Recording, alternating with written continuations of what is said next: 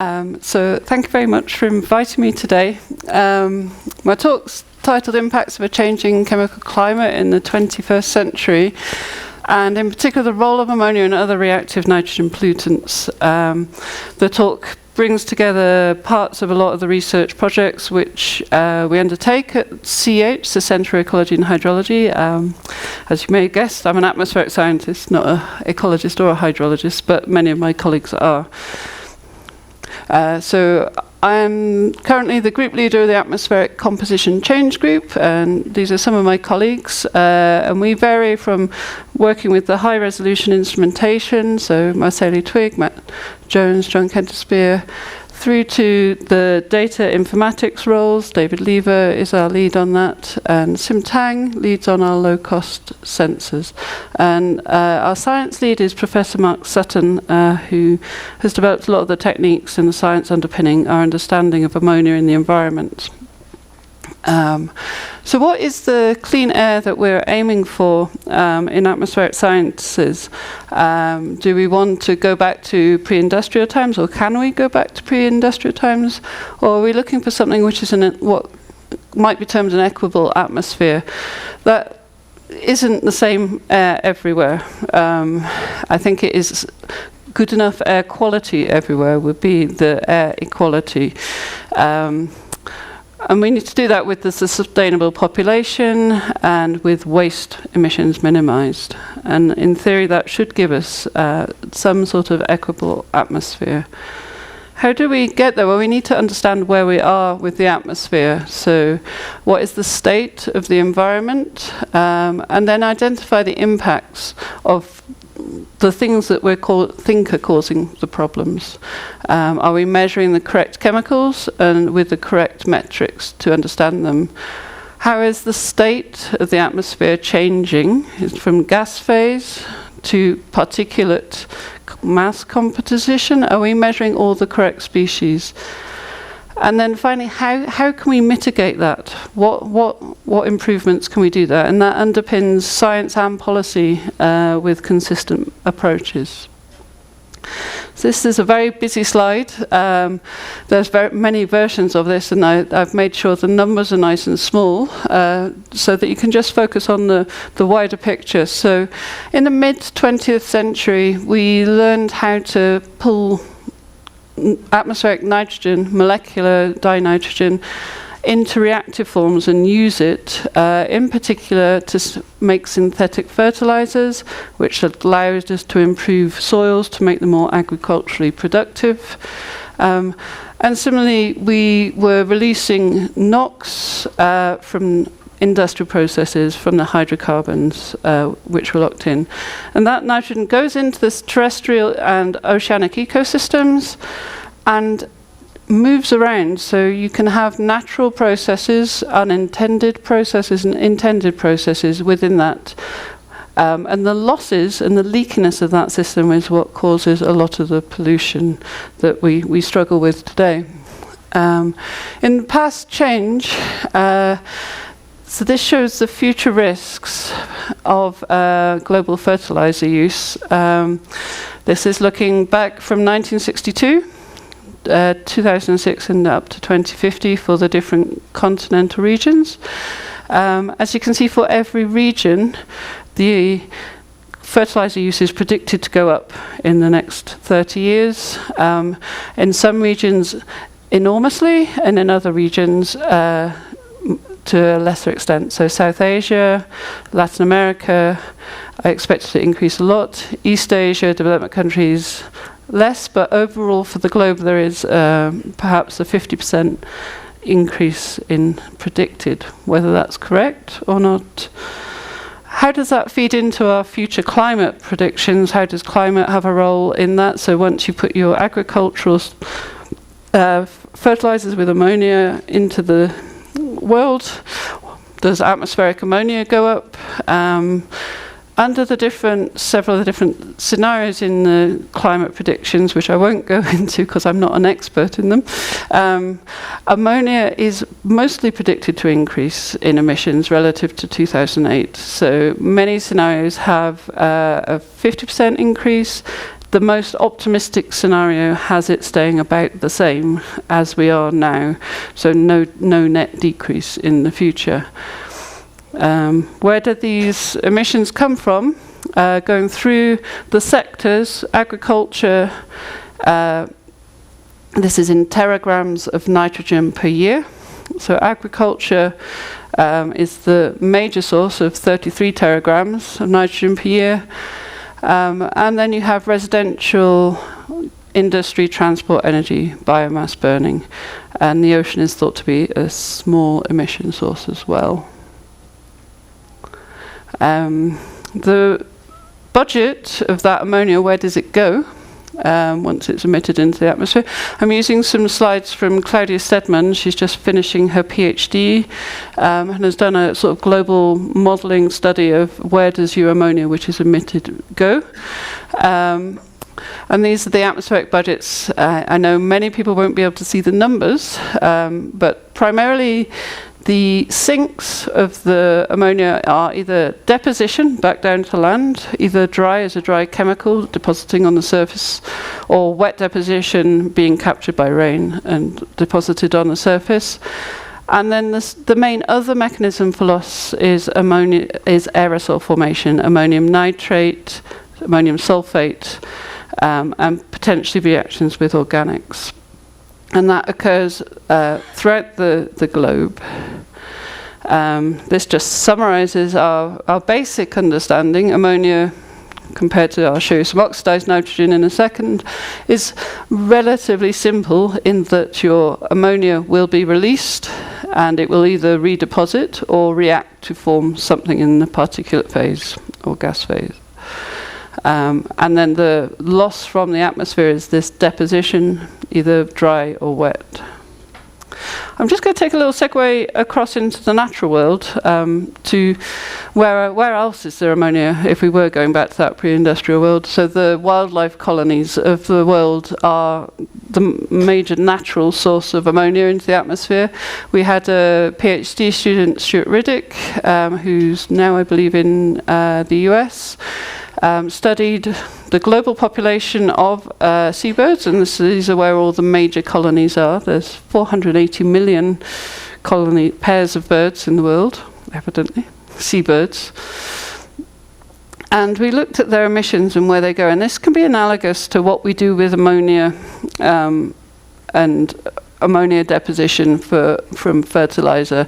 So the emission depends on the mass of the bird, or the process, the amount of time they spend at home, and what they're nesting on and what the climate is. Now, the important thing about ammonia is that its emission rate is very strongly temperature dependent. So emission doubles for every 5 degrees increase in temperature. This is sort of shown here from an experiment we did in a cuvette, very small cuvette experiment, where we were simulating seabird nests. And for every 5 degree in temperature, you saw an approximate doubling of the ambient ammonia concentration, which is how you can understand those climate scenarios, is that even if we made our processes more efficient, actually if the temperature goes up, you're still putting more into the atmosphere. The other thing from this is the substrate on which you put in this case, guano. Birds definitely nest on rock, sand, soil, and turf.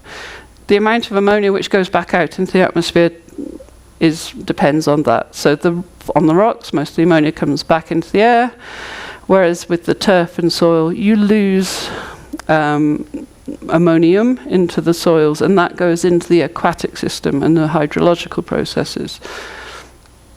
So he did some modeling with the future scenarios, and the background ammonia due to the seabird population is due to increase in most places, not so much in the southern latitudes, and a limited amount in the northern latitudes, but in the mid-latitudes, this is about, so the red is about a 25 to 40% increase in the percentage volatilized of the ammonia, of the nitrogen as ammonia. So back to the atmospheric chemistry. We know that oxidized nitrogen is very complicated. You probably all in your classes and studies have seen the detailed cycling of NOx once it goes into the atmosphere, reacting across to nitric acid, nitrous acid. At CH, we're doing more work and more interested in what goes on at the surfaces. So this is doing the analogy for oxidized nitrogen. It's actually quite complicated as well. So when your chemical, so here nitrogen dioxide, nitrous acid, nitric acid deposits, there's many fates or sinks for those chemicals, which are dependent on surface processes. So what type of surface are we at? Rock, soil, vegetation, and then also the biological component of that. What bugs are there? How are they eating those nutrients, using those nutrients, recycling them into partly metabolized products and fully metabolized products? I just put in here as well some of the more complicated oxidized nitrogen and dinitrogen pentoxide, peroxyacetonnitrate and chlorine nitrate. For ammonia, looking globally, the dominant sink, going back to Claudia's modelling study here, the dominant sink of the oceanic regions, which is the yellow, is conversion to ammonium sulfate. In the in the equatorial regions, it's wet deposition. And over much of the continental areas, it's conversion to ammonium nitrate in the atmosphere. The problem is that that's not quite the end of the story, because then ammonium nitrate itself is semi-volatile. So depending on the temperature, it will go back to ammonia and nitric acid. And these maps show you the fate of the dominant sink for your ammonium nitrate. The blue is wet deposited, so it's rained out. And that happens a lot in the northern regions. And all the red areas are where it converts back to ammonia and nitric acid. And there's some very small green areas where the dominant loss is by dry deposition. So this, So that's what's happening in the atmosphere, what's happening with the ammonia at the surface. So ammonia, as I said, when it deposits, it can dry deposit. And if it deposits on vegetation, there's a couple of different places it can go. It can just adsorb onto the surface, onto either the waxy leaf, and then either react there or re-emit, re-volatilize. Or if there's moisture around, it can convert across to ammonium, which is a nutrient, so the plants can use it. And once into that system, that ammonia, as ammonium, now influences soil, water, nitrogen, respiration, photosynthesis, decomposition, carbon sequestration. So the knock-on impacts of that nitrogen being put into the system cascade through the environment. One example of this we've been doing experimentally in Scotland since 2002 is synthetically mimicking a poultry farm.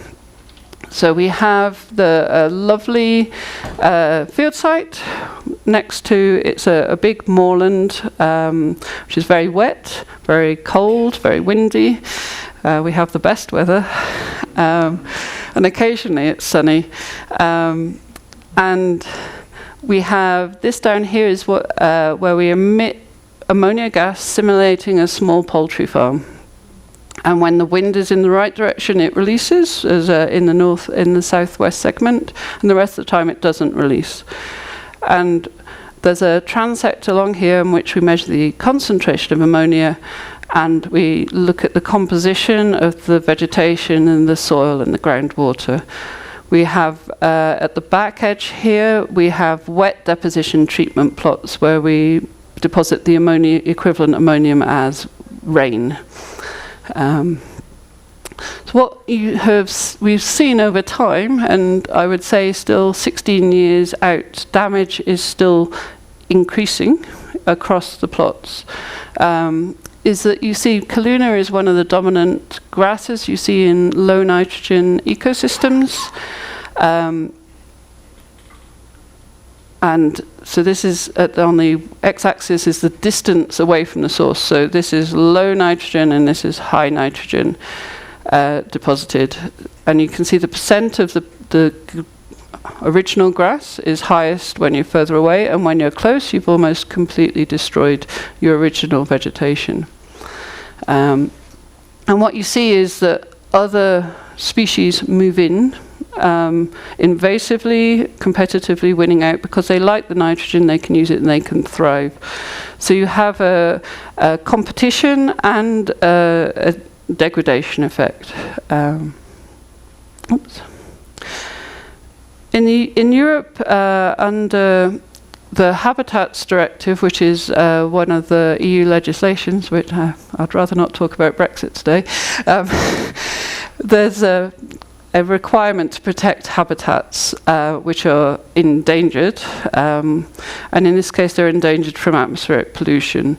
This is I'm not expecting anybody to read the details on here. This is some work we did with Portugal, where they were trying to rank their habitats currently as to how much risk they are at from nitrogen pollution in changing that ecosystem. And you can see that there is a small fraction which are completely not likely to be impacted. There's some which are absolutely fine, but there's a significant proportion which are at risk. And a lot of the work, I think if we understand the impacts, which this work is doing, and then you're understanding where the impact is going to happen, you can start to introduce your preventative measures. So, we've identified the impact for this case in ecosystem damage and change. The metric, the measurement which has been developed across Europe and is used globally for understanding the impact, is the critical level. So the concentration of the pollutant, in this case ammonia. There's critical levels for ozone as well. And that's the metric by which we can work out whether a system is endangered. So then you have to get some evidence and measurements. Now, ammonia measurement is not as easy as it sounds, just because it's a sticky gas and it's at low concentrations, and it reacts to form particles readily in the atmosphere. So you need to try and measure it without interference from particulates, for instance, the ammonium sulfate, nitrate and chloride. You need to decide what timescale you need to know it at to understand your impact. So is it daily, hourly measurements you need, or is it an annual average? Is your method going to be sensitive enough to measure it? And can you measure it well enough to look at change in your system? And can you afford it? Is always for research. So ideally, for a lot of the impact assessment stuff work which policymakers and consultants do, is you need to know that your measured concentration is good enough and that you understand your error bars so that you can compare against a model and its error bars.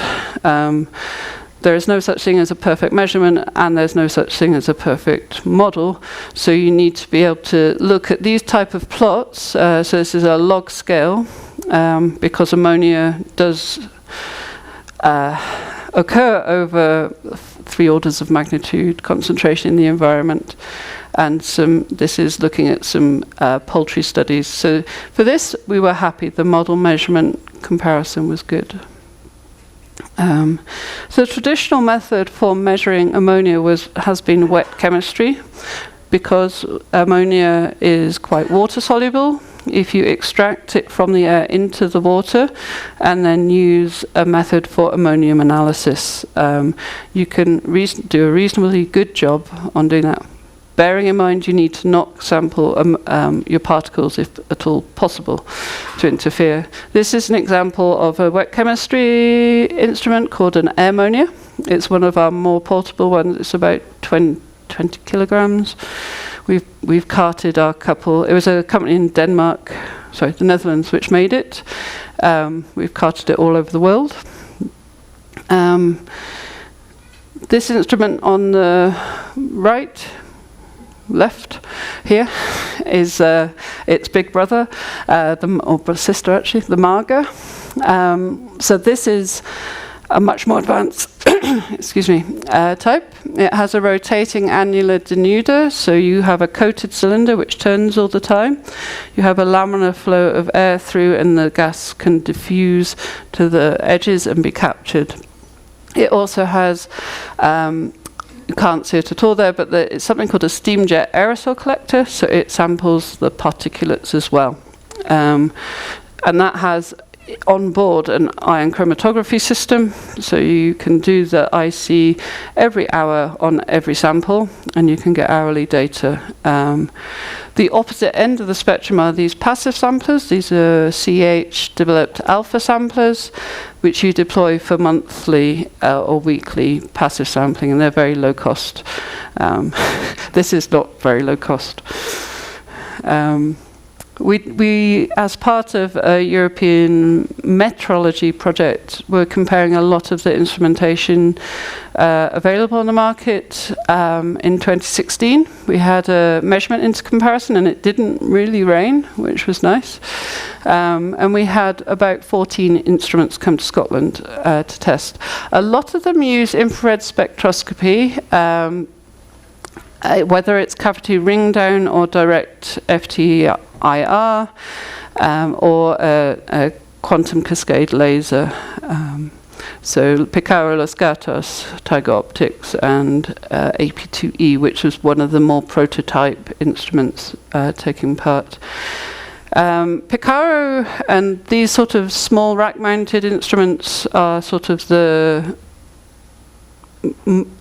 I would guess available and not too expensive options. And then at the top end of the scale, you have the sort of the aerodyne quantum cascade laser type instruments, which are good enough to do fluxes with. So you can measure the ammonia at 10 hertz and look at whether your ammonia is being emitted or deposited at the point at which you're measuring it, which is probably one of the most useful research tools that there is out there. You will see on the market at the moment some of these ammonia low-cost sensors starting to come through. The range on the market are for 0 to 50 ppm, which is about 3 orders of magnitude too high for ambient measurements. I'm hoping for the day when they get them down to ambient temperatures, concentrations, but there's a lot of work to be done to get there, I believe. This just summarizes the intercomparison study we did.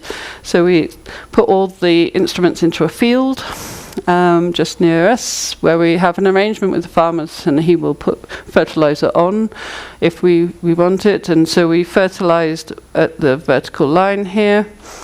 So the different layers are, so that was the rain. It didn't, which was a surprise.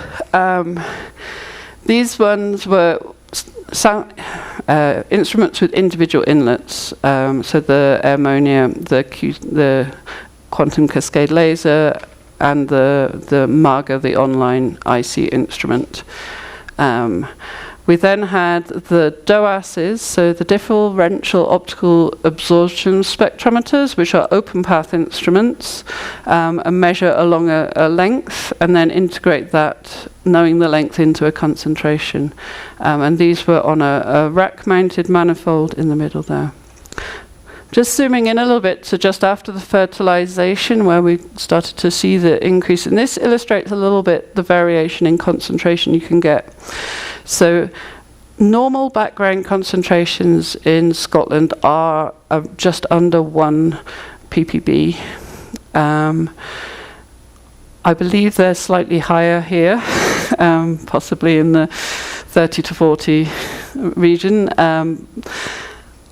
When we fertilized, and I think it was 40 kilos of nitrogen per hectare, we saw a peak maybe 12, 14 hours after the original fertilization, and that kind of went with the humidity levels. After it was quite dry when it was fertilized, the boundary layer came in, there was a bit of a fog, moisturized everything, and then we got the volatilization. The instruments all followed reasonably well, and my colleague Marceli Twig is in the process of pulling all the details out of this. There's a lot of data from 16 instruments to understand, all in their different configurations. The absolute concentrations at the peak varied by a factor of 50 in the hourly averages, which if you're doing an emission factor from those data or doing some compliance measurements, that's a problem. And even at the low concentrations, there is significant differences between some different instruments. So the intercomparability, the data use is quite important. So some of those differences were inlets and filters. A couple of instruments, we let people set them up as they would have normally used them, and some of them had quite long inlets. And what you have in an instrument inlet is a surface onto which particles can stick, gases can stick to water, and you have a interaction over time. So when it was cold, you would get deposition, and in the sun, when the sun rose and it warmed up, you would then get little early peaks on some of the instruments, which were nothing to do with the ambient air. They were totally due to the inlet process. And again, that's just looking at the temperature gradient. Just going to give you a couple of examples of where we've been using data instruments and analysis. So this is an anaerobic digester unit in the west of Scotland. This was a master's project by a guy called Michael Bell, and we put passive samplers in the blue spots around the unit, and then we did some high resolution measurements at the edge and close on top of the site. Just that this is a typical scenario of where the problems you have with ammonia. So we were thinking this is an ammonia source, but oh look, there's a dairy farm here. There's a road, big set of roads down here, and there's some housing with all the associated activity there. So it's ammonia emissions are in the environment and highly spatially variable. So this is the modelling he did from it with AirMod. So you can clearly see the dairy farm up here. You can see there's not much happening with the houses, and you can see the anaerobic digestion unit with its sources, and you can see on top of it our measurements, and we're measuring slightly higher than the model predicted. When you do a pollution rose, so the colour is the concentration, the direction north, south, east, west, and the wind speed is how far you are out. So all the ammonia at the edge of the site was coming from the digestion unit, with some coming in from the farm at high wind speeds. When we looked at the high resolution, it was quite nice. Most of the time it was quite low concentrations, and then there was these massive spikes, which we had to check whether they were real to start with. And we were like, well, what's going on the site to give that picture? And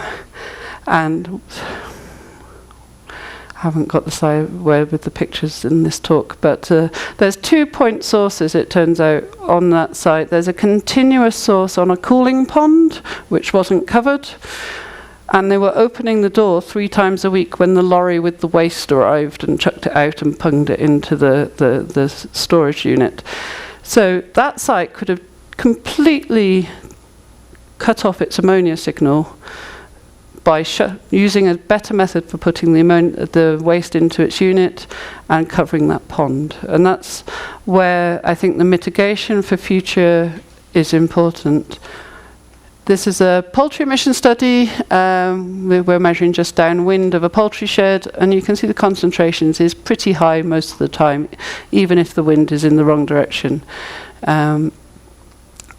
That was the 4 periods we had, and you can tell. The proof is when they emptied the shed, the ammonia went away. That was the end of that. Building up from a site, you then want to look at your landscape, and then from the landscape you build up to a regional and national picture. This is a landscape in southern Scotland, which has got lots of poultry houses. You can see them with the red splats of high concentrations. They're quite lucky here because our semi-natural area, which we'd want to protect from earlier, is on the west. So this is a protected area. There's no protected areas here, which is lucky for them. But you can understand the nitrogen balance in an environment then and start to build up where they're applying those manures, how could they improve those sheds to remove that ammonia from the environment. So we used our measurement data for a lot, from the campaign work, emission factors, emission mitigation, and deposition. I'm now just going to move on a bit to how we do the long-term monitoring. So campaigns are very good. For government evidence, we need to understand what's happening long-term. I think it's actually just about coming back in fashion. Since I've worked at CEH, long-term monitoring hasn't been fashionable for government, but it's starting to come back in. I coordinate, for my sins, one of the UK national networks called UKEEP, UK Utrifying and Acidifying Atmospheric Pollutants Network, and it's the networks which are in the background environment, not in the urban areas, and not on the road network. We have the National Ammonia Monitoring Network, we have the Acid Gas and Aerosol, the Nitrogen Dioxide Background Network, so they have to be a kilometre away from a main road, and the Wet Deposition Precipitation Composition Network. And that's used for national purposes, and I'll have a slide on that in a second. For the ammonia network, we use a mixture of the passive samplers and active samplers. So this is a denuder system where you pull the air in through denuders in a filter pack, you measure the volume of air, and then you can calibrate them against each other. We have 72 sites currently, gone down from 85 last year, 2 years ago. So I've talked about the CH alpha sampler. There's many types of passive sampler out there. As long as you get the protocol right for them, they're all as good as each other, more or less. They have sample an effective volume of air. So the volume is dependent on the diffusivity of the gas, the diffusion path length, your absorbent filter, and the time of exposure. And then you can calculate your concentration. This is an example of one of the calibrations for the active versus the passives. For the 9 sites we have in the network where we have both technologies, and you can see it's reasonably, well, R squared is 99.99, so that's good. And you use this calibration to work out the uptake rate, that diffusive uptake rate, in an operational way rather than a theoretical way. And it works out within 5% of some chamber tests we recently did, which is reasonably good. You have to be careful of contamination. We are sources of ammonia. We have it on our breath. We use that to check an instrument is working sometimes. But when you're doing samplers and you're preparing them, you must take care not to breathe on them, not to touch them, because then you've completely... and when you're transporting them as well. This is an example of not doing it. If you have your inlet capped, this example was 0.36. If you didn't cap that inlet between sampling and bringing it back to the laboratory, your concentration had gone up by a factor of 5 or 6. If you only covered it with something which was semi-permeable, you still had contamination. This is the ammonia trends for the UK for the last 20 years nearly. And there's an awful lot of data in there. This basically means the concentration has not changed at all since the network has, on average, across the UK. And that emissions have gone down a tiny bit. They've actually gone back up again in the last 2 years. There's a paper by Sim Tang, if anybody's interested in looking at the details, that I can give you a copy. However, when the net was set up, it was used to try and look at sectors as well. So for the site, the 5 kilometre square around it, we looked at what was the main agricultural use of that land, what were the main emission sources of ammonia, so we could look in the long term as to what changes were happening. So this is a typical cycle here for ammonia. This is January to December, monthly average for the sites which are pig and poultry, cattle, sheep and background. Background and sheep basically follow the temperature profile of the year. So they deposit and the ammonia emits depending on the temperature.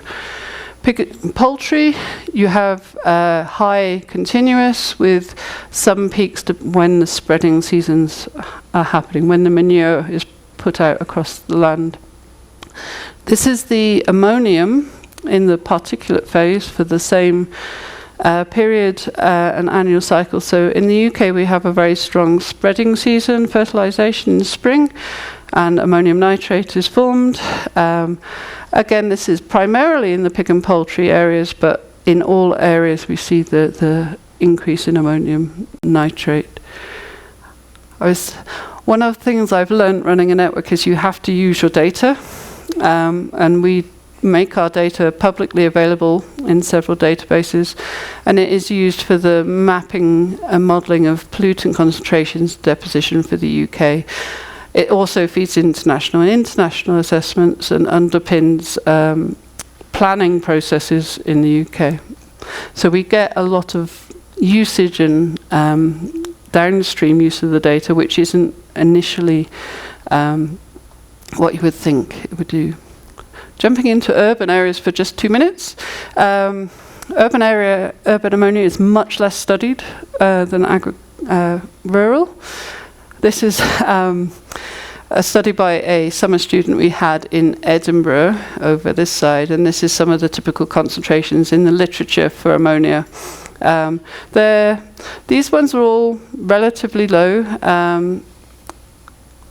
I've seen higher more recently. There are more urban studies coming through.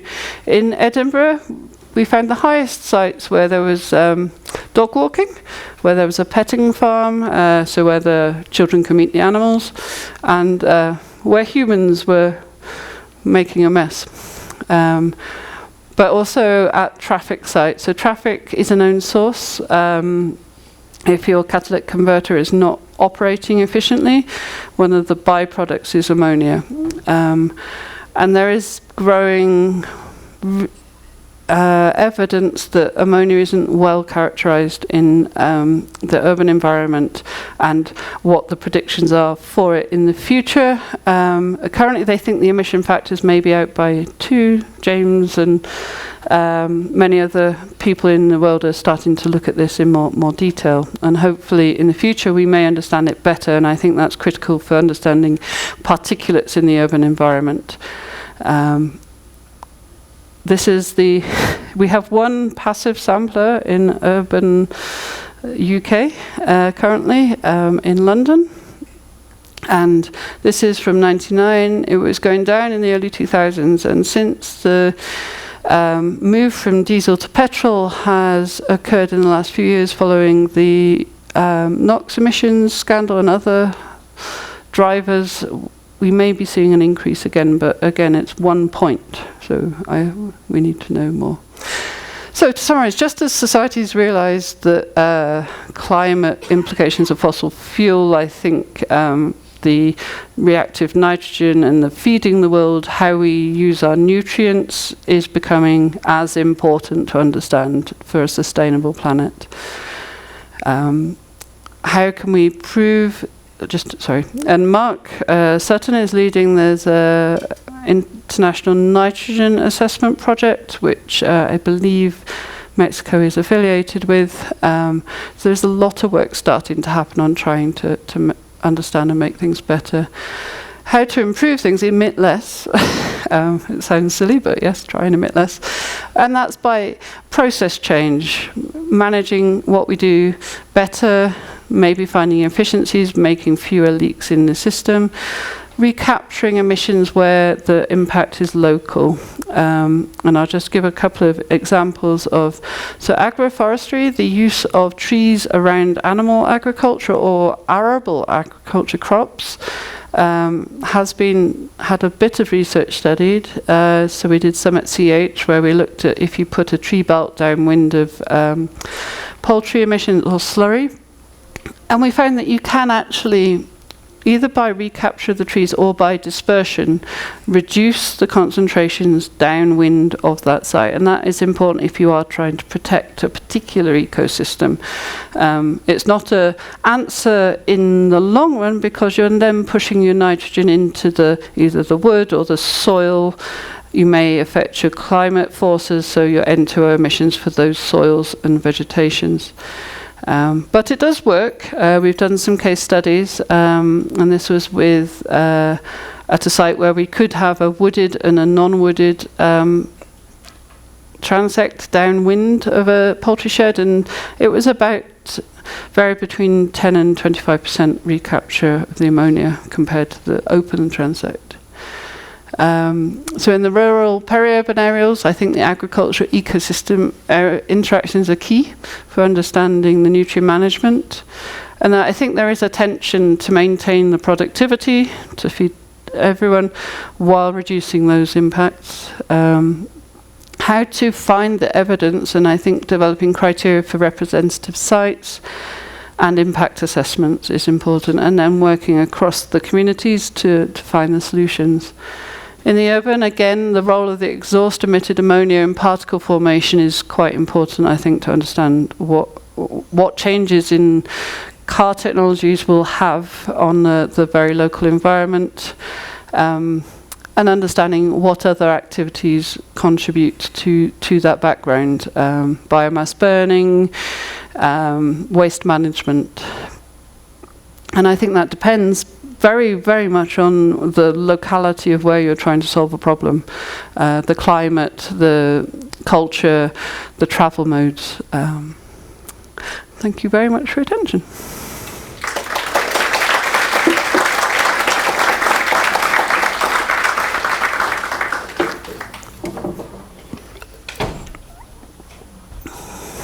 Muchas gracias, Christine, por la plática. Aarón.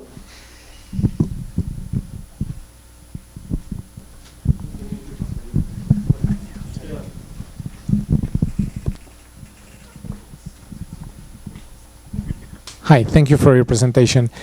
Just curious, the residence times of different compounds of ammonia and ammonium?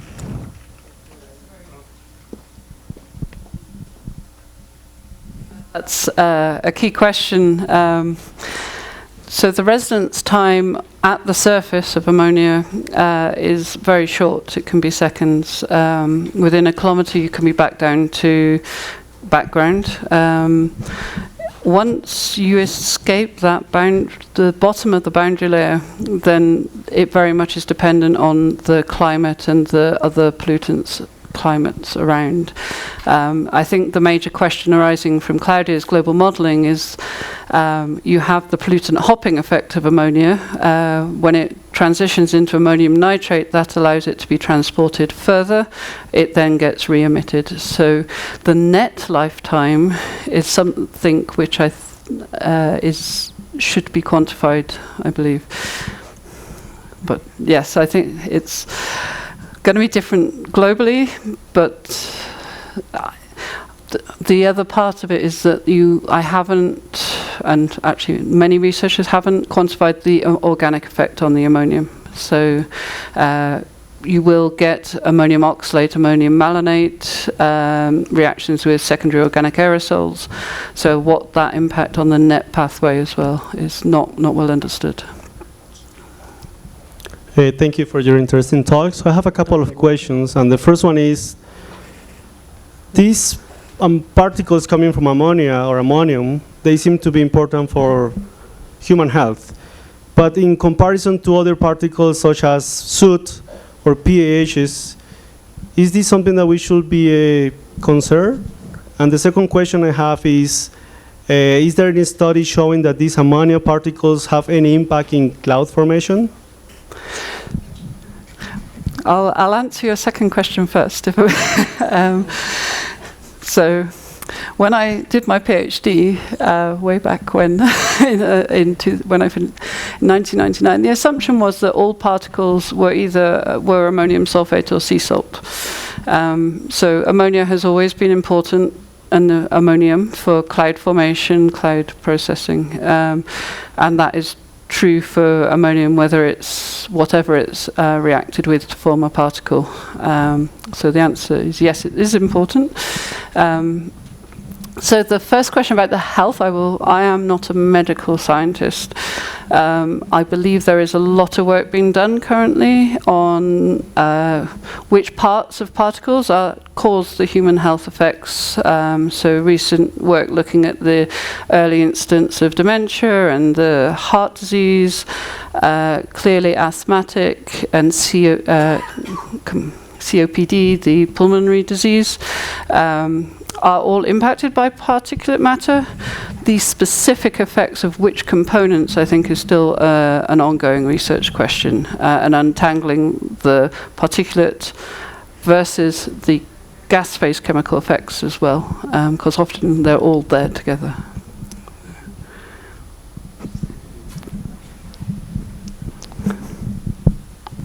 Thanks for your talk, very, very interesting. Thank you. In America, countries like Canada and USA have been working for many years in the development of critical loss, temporal and spatial variation of critical loss for sulfur, critical loss for nitrogen. And in the case of Europe, which is the status about the development of critical loads? So critical loads and levels are part of the EU Air Quality Directive and Habitats Directive. So the methodology for measuring them and how they adjust the levels, it comes under, there's a working group to develop those. For the actual impact of nitrogen and nitrate deposition, there are a couple of different methodologies. So there's also, I'm going to forget the name, it's a cumulative impact metric. So there are several metrics which are developed and are developing. I think for legislative purposes, they're sticking with the ones they've got, so the critical load, critical level. But certainly across Europe, they are developing and looking at how to look at the long-term effects and the turnover as well. So yeah, I think like for ozone, there are a lot of metrics for ozone. There are fewer for nitrogen, but the evidence base for them is developing, I think. So I have colleagues who are much more specialized. So Ed Rowe in our Bangor site, Jane Hall, who just retired, but she led the critical levels working group for a while. So I can pass you on for discussions. Thank you.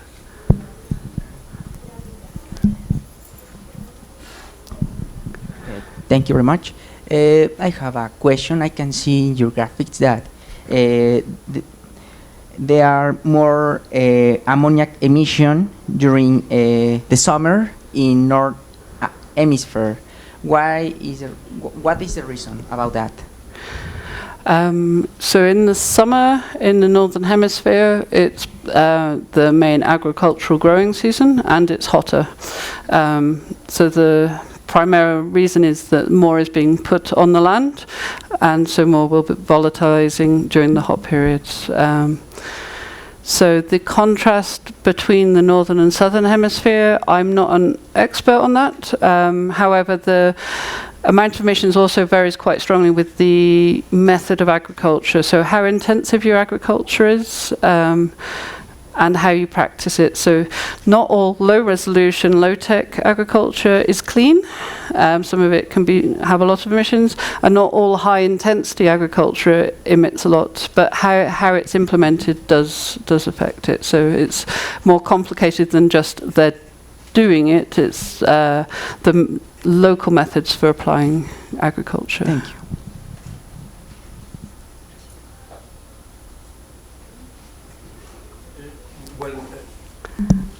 I have one question. Is there if there's a satellite instruments to observe ammonia? Yes, yes. If you look at the papers by Clarisse et al.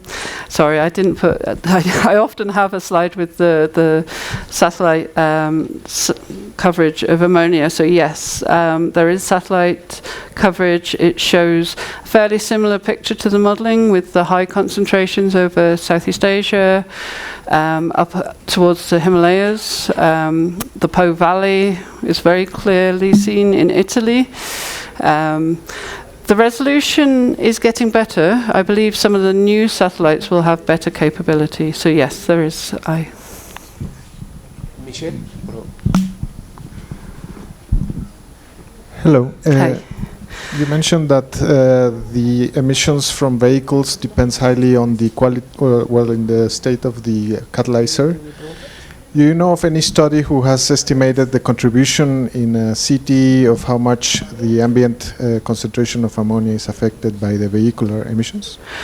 There are a few studies come out relatively recently. I can try and send you the papers afterwards. I don't remember the names, but there was a study in Zurich where they were looking at tailpipe emissions around the city, which showed quite clearly that there was an ammonium source coming from the older vehicles, or not the old vehicles with the catalytic converters not working well.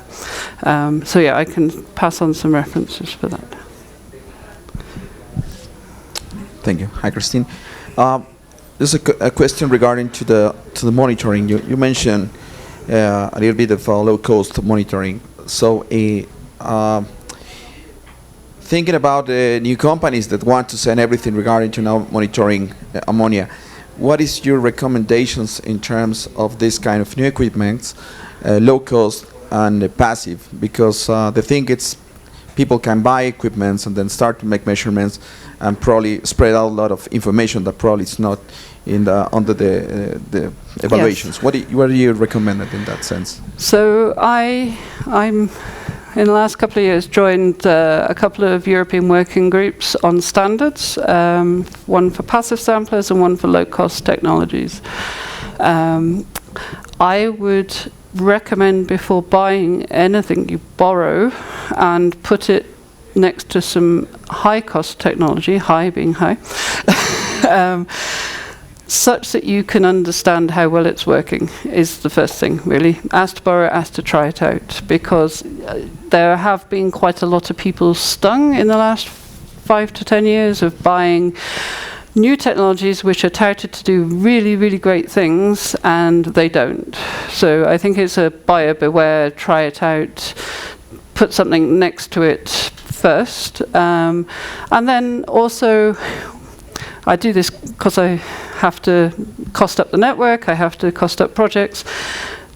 With the low-cost technology, work out how much time you will need to clear up the data such that it's good enough to believe, which is, at the moment, certainly for some of the back of the envelope calculations I've done for nitrogen dioxide analyzers, it's much cheaper to put 100 diffusion tubes out there, or buy a £10,000, I have to translate it to Mexican dollars, but a £10,000, £9,000 molecularly specific high-cost instrument, which actually you just need to calibrate once a quarter and you believe the data and you don't need to do anything with it. The cost-benefit analysis at the moment says buy something more expensive, but at some point in the future that will cross over once. I think when the low-cost measurement has interferences and you have to correct for meteorology, other pollutants, wind speed, etc., there's always going to be inherent questions about how you correct that data, and will it capture unusual events, because there will be an algorithm which is doing that correction. So I think you have to have confidence in what you're going to do. Es a simple answer. Ok, bueno, entonces ya si no hay más preguntas, muchas gracias. No problem. Thank you for your presentation.